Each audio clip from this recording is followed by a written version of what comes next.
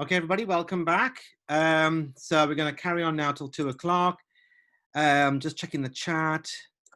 Okay, Tarek, I'm managing to follow everything, but sometimes it makes it difficult for me to comment. That's fine, Tarek. That's absolutely fine. No worries, my friend. Just try your best. You may want to consider maybe sometimes putting your computer by the router. That might help. Or maybe switching occasionally to data and mobile hotspot. So I hope the connection improves there, my friend. But yeah, no worry, because I'm recording all this anyway. So you'll receive the recording. Yeah. Okay, guys, let's carry on. What I've got here now, this is really important in terms of cluster of difficulties. Okay. Now, this is a really good document because it goes through a huge range of difficulties in inverted commas, in the sense that understanding the actual diversity of our students. I mean, I sometimes have a problem with using words like disability and difficulty because we all we're all different, we're all unique, and it all depends on whether you want to put people on a spectrum or whatever. But at the end of the day, people are who they are. But for the purpose of teaching, planning of teaching and supporting students, we have documents like this, which obviously offers more insight into how something could be labeled. And then for me as a teacher, okay, that's fine. Now, what do I need? What can I learn from this? And what can I do with it in order to help my students? So you've got a little diagram there, but then underneath there's a document which should be in your Padlet. And basically it goes through a whole range of things, issues, whatever you call them. And also it gives you some information about each of them. So for example, things like bizarre spelling. What is that? So spelling that is unrelated to the normal sound letter correspondences to the visual pattern. Now, could that well be a phonics issue, that the student needs to be taught the relationship between sounds and letters? Because in the English language, we have 44 sounds as per the International Phonemic Alphabet, the IPA, which is documented in the back of the subject content DFE 2018 booklet. And also, we've got 26 letters. But then if students think that because we've got 26 letters, we've got 26 sounds, then we're going to get spelling mistakes coming in. And it's about teaching the phonics. Did I include the post-16 phonics toolkit? Did I put a link in the first day? I think I probably did. Please say if I haven't, just say I haven't, because you'll find lots of really good strategies on helping students with word building, in terms of decoding words for reading and encoding them for writing. Okay, what is distractibility, impulsivity, left-right confusion, etc., etc., etc. So you've got lots of these things here. And again, all I would say is that, as colleagues working in a department, you may want to refer to some of these terms as you are talking about learners, or it may actually, when you read through it, you may be able to map some of your students against these things. Okay. And if you know what it's called, then you might be able to do something with it. You may be able to find out more information or do a Google search. Okay. There may well be a YouTube video on how some teachers have helped students with dealing with short-term memory or social immaturity. So if I think it's quite useful to have a document like this, but it just shows the huge diversity that our learners bring. This is the point I'm trying to make. And if you think that maybe a document like this could help you with your teaching, that's fine. Some of you, and I know we've had some really good presentations on this course around SEND, around additional learning needs, and where some of the teachers have taken a deep dive into some of these things, and then they've planned their teaching around it to show, how they would adapt what they would normally do to allow more, allow more diversity in their teaching to help address some of these things. Okay, are there any comments about this? Because this is actually going to be in the Padlet, so you can have a look at it, use the reference document, etc. All right, no worries.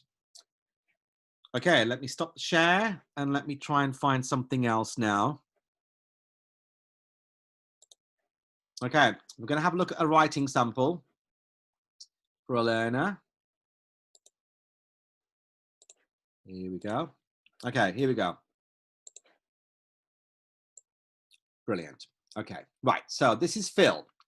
This is a dyslexia case study. So Phil has been identified as having severe dyslexia. As a result of this, he is unlikely to pass an English test that requires him to write. Although he prefers to use a computer for his work, he cannot use a spell checker easily, as these offer a list of words to choose from, and he has no picture of the correct spelling in his head. So think how often you might write a word down to see if it looks right, and it doesn't work for him. But however, Phil is a great talker and has a regular show on his local hospital radio station. He can be warm and charming and usually has a good sense of humor. There is a big discrepancy between what he achieves in speaking and listening and what he writes down. He is bright and wants to join the army or go into nursing.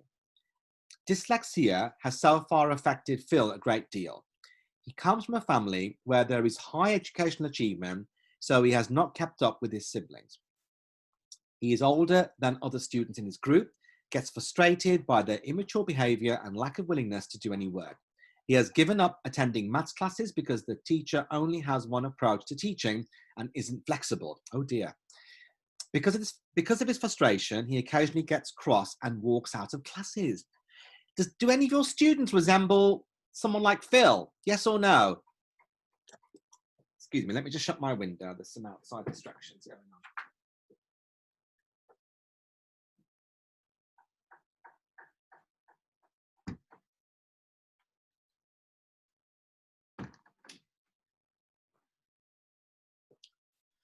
Okay, do you have any learners who are like that? Let's have a look. Let's see what people are saying. Yeah, recognize my learners through this. Yeah, okay. Yes. Okay, thank you guys. All right then. Okay, so have a little read through. Okay, so basically he was asked to write down the key elements of a soap opera as part of his functional skills class. And this is what he wrote. So can you have a little read of this? And then can you write your comments down? So this is what he's writing in class. But as we said, he's very confident. He's a very good speaker. He runs his own little radio show, possibly even a local celebrity, but obviously he has difficulty with writing, being severely dyslexic. So any comments there? Any comments? Okay. What do you think are the main issues with his writing? Oh, thank you, Siobhan. Adult learners 19 plus, 16 doesn't work due to much. Yeah, very good. We'll sit with him, ask him to read this to me.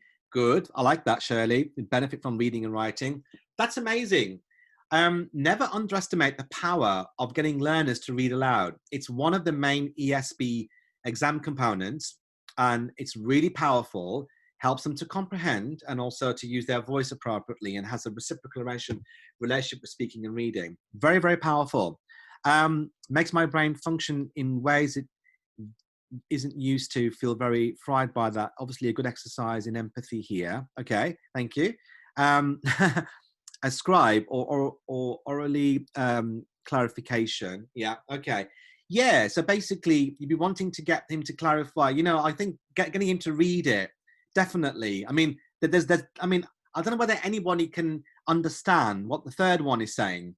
Montreal, Stradony, Pelote. Do you know what he's trying to say there? I have no idea. That would get me. So I'd be asking him to read it out if he can. Okay, if he can read it out, or to give me some idea. Okay, how would we go about helping him to move from what he's written here to one which is more accurate? Any thoughts and ideas from everything? How would we get him to move from this piece of work to something else? Multiple story plots. Oh, thank you, Siobhan. I never knew what that was. You're probably right, actually. Yeah, really good. Yeah. I wouldn't have guessed that, to be honest. Thank you so much. Okay, right. So How are we going to then, guys, be able to get this learner to move to a different dimension now? Any thoughts? Any ideas from the group as to how we're going to help this student? This is a student, functional skills. I'm just wondering, and again, are you able to give me some indication of what you think the student's level might be? What do you think his level might be? Vicky, he could do a comic, so not so much writing. Yes, I like that, Paula. Storyboard with images, that's fantastic. Using JAWS or read and write software, level 1, level 2, phonics. Yeah, I believe he's a level 1 student. Yeah, I think lots of phonics work's going to help. Yeah. If you have not had a chance to have a look, guys, the post-16 phonics toolkit is amazing. It'll give you lots of ideas on how you can help a student to move them away from this way of writing to one which is more accurate. They quite haven't got the sound letter combinations. They haven't quite understood how graphemes work and also how phonemes work. Okay, this is really critical to help this gentleman move forward. Use syllables. There is a huge distance, Josh, absolutely. What you could do is you could give them possibly, if say, for example, you had your own list of key elements of a soap opera and showed them to him, he may be able to draw some comparison with what he's written and maybe self-correct. So maybe self-assessment, correction, consciousness raising, that might help. But I think the student, I tend to find students who make spelling mistakes and students who are dyslexic, that they do need lots of phonics-based work. One thing about phonics I want to mention, guys, is that it was only like in 2006 in the primary sector that phonics teaching became compulsory after a government review. So all of our post-16 learners would have missed out on compulsory teaching of phonics. So if it's something that it's something we're going to be looking at in more detail, I think in the 3rd session, yeah, probably on Friday, how we can teach phonics, particularly entry level, but we'll look at level 1 as well. That will be really helpful. That is going to be a really useful thing for you to add to your teaching for a dyslexic student. All right, guys, any other thoughts? Oh, right, Shirley's saying, I have a student like this and I spend free time taking her back to the beginning of phonics. Yes, Shirley, I'm on your page there. Honestly, it really, really does help. It does mean that when you start becoming more of a phonics-minded teacher of English, then you are invariably going to be changing your approaches to how you help learners to read words and also build them. And it's amazing. I mean, the Education Training Foundation, that they do run one-day training courses. But you know, it can really be helpful. But obviously, we'll cover some of it in the day 4. Can phonics teaching overcome dyslexia? That's a very good question. What it is, I don't think anything can overcome. I think it's something that's there, and what learners have to do who've got dyslexia is they just need to layer up the strategies. I mean, I've spoken to, many children who do the ESB exams in schools, and some of them are amazing. They talk very openly about the dyslexia that they have and how they cope with it, and that is their presentation. And I always ask them, I said, please, could you tell me what helps you then to learn? So, you know, I have lots of examples, lots of ideas. I never use one approach, and I keep learning. And I know that I've got this difficulty, but I've always got something in reserve. And I think we just have to give our students, Josh, as many different tricks as possible. It may be some word building activity in the toolkit. We're going to go through some examples on Wednesday. There may be something on Trello you might be able to use. I'll show you how you can use that on Wednesday as well. That can be quite useful, but it is what it is, and it's here to stay. It's not going to go away. It's just a case of students adapting to it and then learning to make it into a strength. So Josh, you're saying very interesting how retained some of these interventions would be in the case of extreme barrier to progression like that. Okay, no worries. I also got them to avoid words they really struggle with. Yeah, that's a good one. Now, this is interesting. That's the very good point, Shirley, because I would definitely, when teaching dyslexic students who display this kind of work, is I'd have the growth minds, the actual growth zone model in front of me. You know, comfort, then growth, and then you got the anxiety, okay? I'd always try to start them in comfort and then slowly edge them toe by toe, not step by step, toe by toe, into the growth zone by making it a little bit more challenging. I don't know how you feel about this, guys, but I found that dyslexic students, they do like to do things like quizzes and matching and filling in gaps and identifying multiple choice, because there's something for them to be able to connect with. They can make connections with it. It's not like they've been asked to go into the deep ether and dig something out they can't dig out, but things are there for them to reason with. So I tend to find that that works quite well. Brilliant. So Shirley, you're saying you got them to avoid words. Yeah, we covered that already. All right, guys. So that was Phil. Let's look at another example of another student. Oh, where is that information? Oh, Claire. That's it. Got Claire's writing. Right. Okay. Right. Let's find another one. Right. Okay. So here is another one. This student's name is Claire. Okay. So, different scenario. Claire is following an NVQ level 3, works full-time in a hospital operating theatre. She has a 3-year-old son. She has poor self-esteem as a result of having worked hard during her years at school, yet still not being able to spell correctly or to express herself in writing the way she would like to. There is a mismatch between her verbal and written fluency.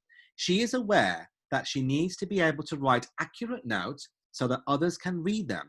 And this could affect literally the difference between life and death for some patients. She is stressed by her work and by the fact that she is concerned that her son, who is in nursery, might have inherited her dyslexia.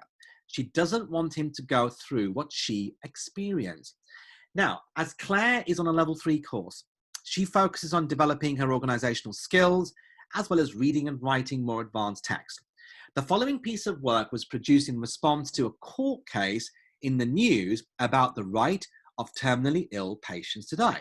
So this has been typed up as written with all the crossings out and errors of the original. The original had marking and teacher comments on it, but these have been removed. Okay, here you go. So have a little look at this.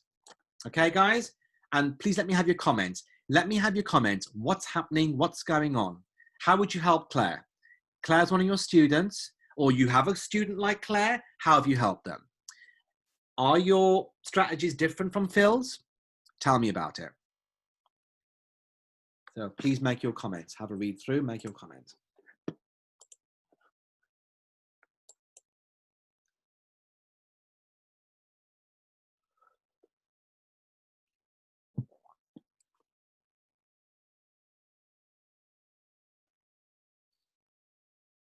Yeah, great stuff, Vicky. Yeah, phonics would definitely help. I think, guys, when we do the session on phonics, there's going to be lots of light bulbs going off, and you're going to think, oh my God, I never thought about using this, but this is going to help this student, that student. But yeah, great stuff. Joe, read it aloud with her. Brilliant. I'm a big fan of reading aloud. Even if it means I read it aloud first and they copy, that's good modeling as well. All right. You probably notice I'm a very, in terms of teaching, or in terms of teaching my students, I'm definitely very much somebody who has a high profile. You know, I am quite demonstrative. I like to show things, tell things, because I think that's a really powerful exposure for them, you know, to have as learners. So I would do that. Read it aloud, ask why we need punctuation. Well done, Joe, because that's level 1 reading. They're going to have to know the role of punctuation. We will be looking at SPAG in this course, so that's coming up probably day 4.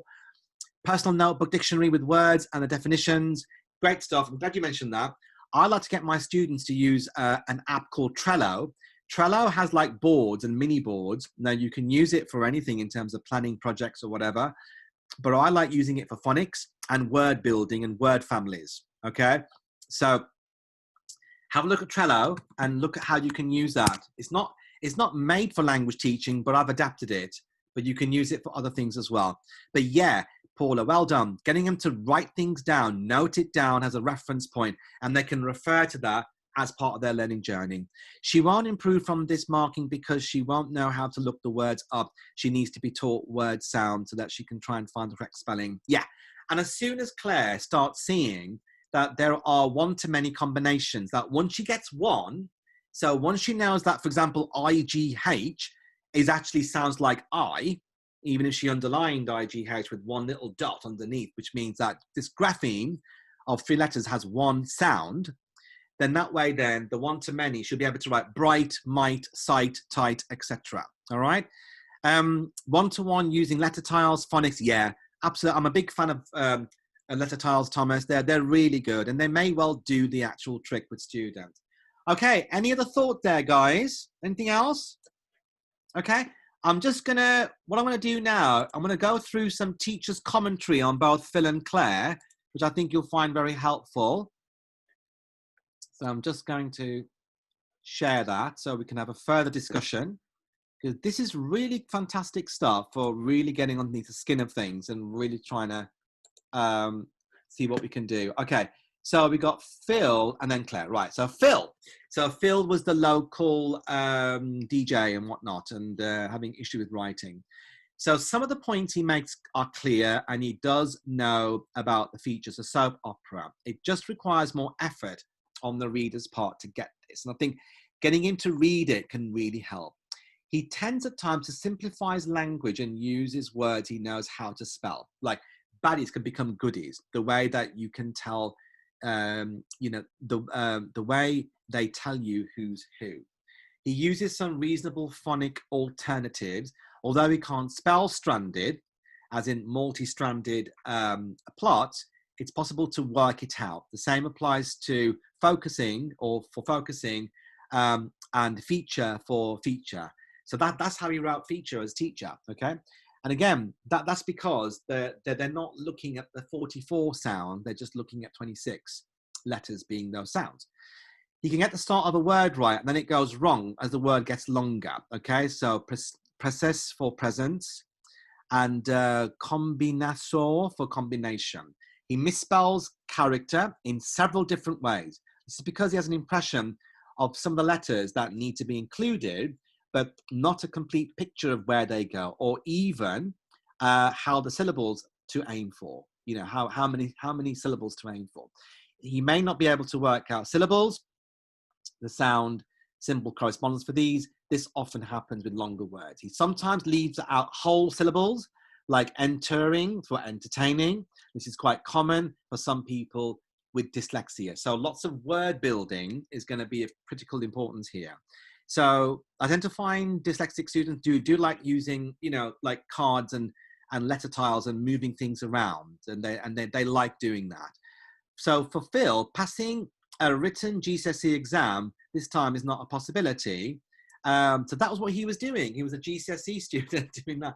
And obviously he's got probably level 1 skills, but obviously he then decided not to do that and do something else.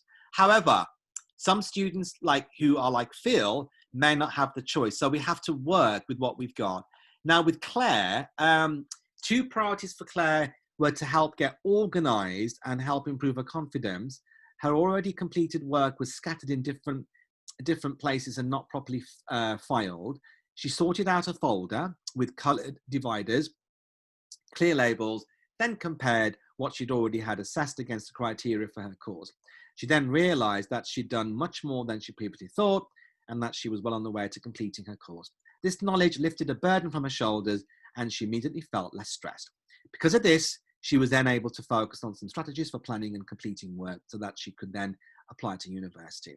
So Claire tried using mind maps to generate her ideas, plan assignments, but she preferred to do things in a more traditional linear way. Note cards and use of colored highlighters worked better for her.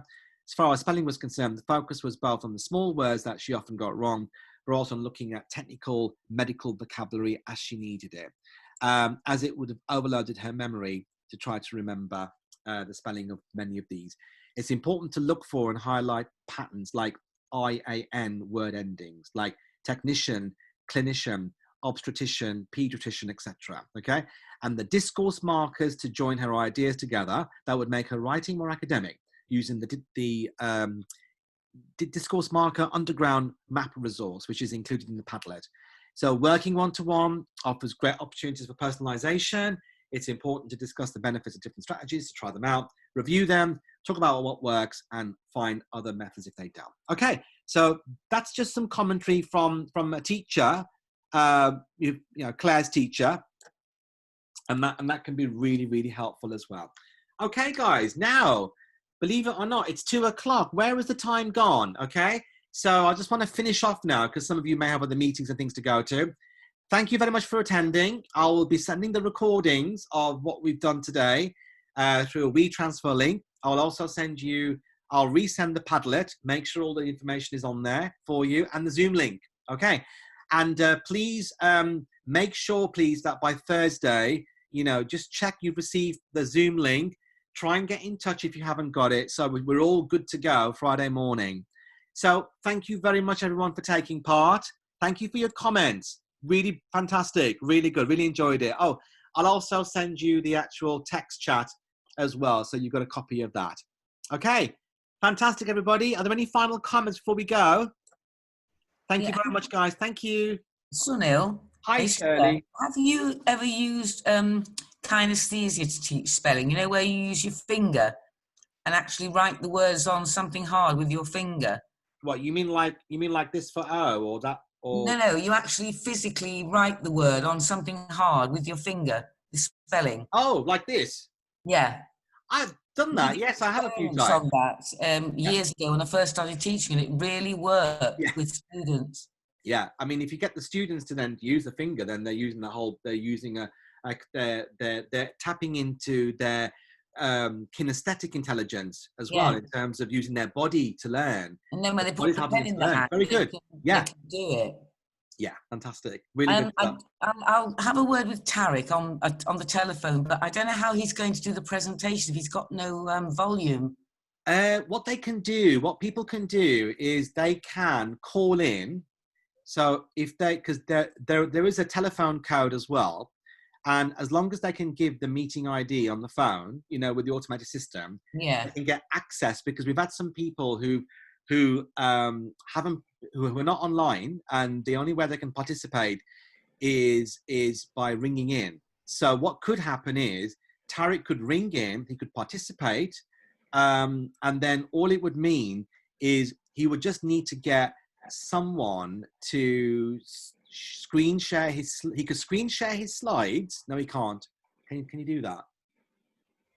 Not sure whether he can. Well, I thought I'd mention it because you've got nearly a week to have a think, but his microphone doesn't work, you see. That's the problem. I think what he could do is he could screen share. All right, we will figure it out, and if I'm stuck, I'll ask Julie at the university how Tariq can. I think I'm just wondering whether he might be able to screen share, still be in the chat, but then he rings into Zoom at the same time. Yeah.